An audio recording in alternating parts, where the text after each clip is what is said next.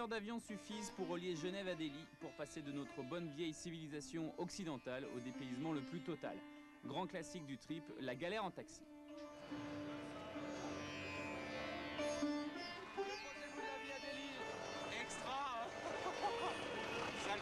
Première règle à suivre, ne jamais perdre les mecs qui connaissent bien le coin. Deuxième règle, s'assurer que les chauffeurs parlent anglais.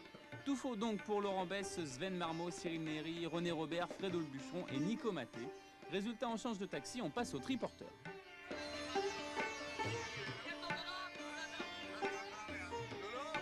Comment s'est passé le chargement là? Delhi pas pareil, c'est le Bronx.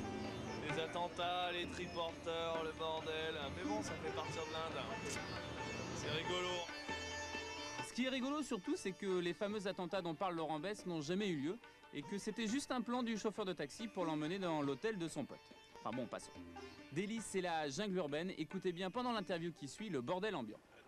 Voyage, il est obligé de faire comme ça. Ok, donc pour toi, voyage, ça veut dire ressembler aux locaux, coutumes locales, les dreadlocks par exemple? Ouais, essayer de respecter la vie locale et puis pas faire sans insociable, avoir bouffé des pâtes et des spaghettis comme on fait en Europe, mais essayer de manger le local. Alors ici c'est surtout le dal, tu vois, c'est des haricots rouges, blancs, verts, enfin toutes sortes, mais en gros c'est plutôt des beans, tu vois, qui mélangent un peu avec toutes les sauces. Et ça fait bien arriver là dans la vie, se taper le taxi, le tchouk-tchouk.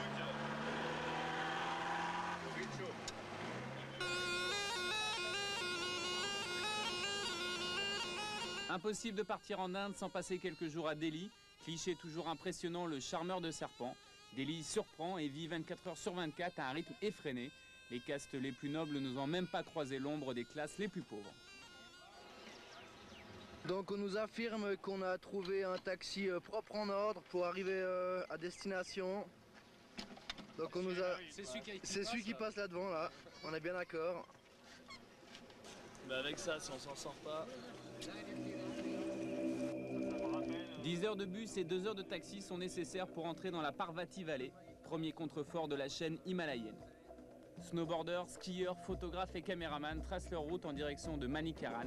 Malgré l'inconfort de cette route, tous sont émerveillés par la magnificence de cette vallée, encaissée entre deux parois tellement hautes qu'on ne peut même pas apercevoir la neige. Ça cartonne, hein.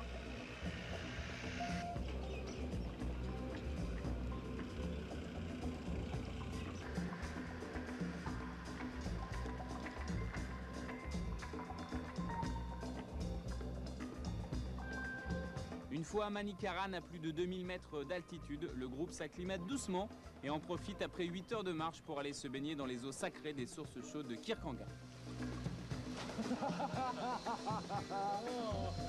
Il est alors temps de se diriger vers la grotte qui servira de camp de base, perché à 3400 mètres. Bon, inutile de vous dire qu'il n'y a pas la télé.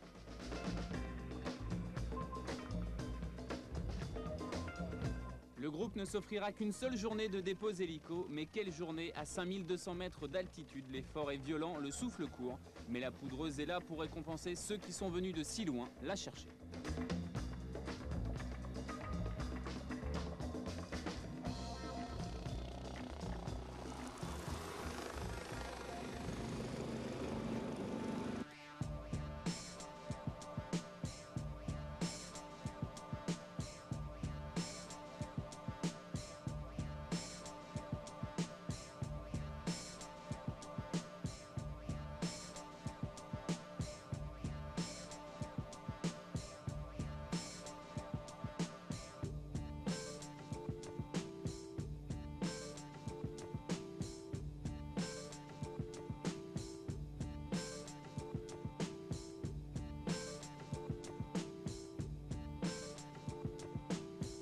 Le reste du temps, tous avancent à pied ou en raquette dans l'un des plus beaux terrains de jeu du monde, la chaîne himalayenne.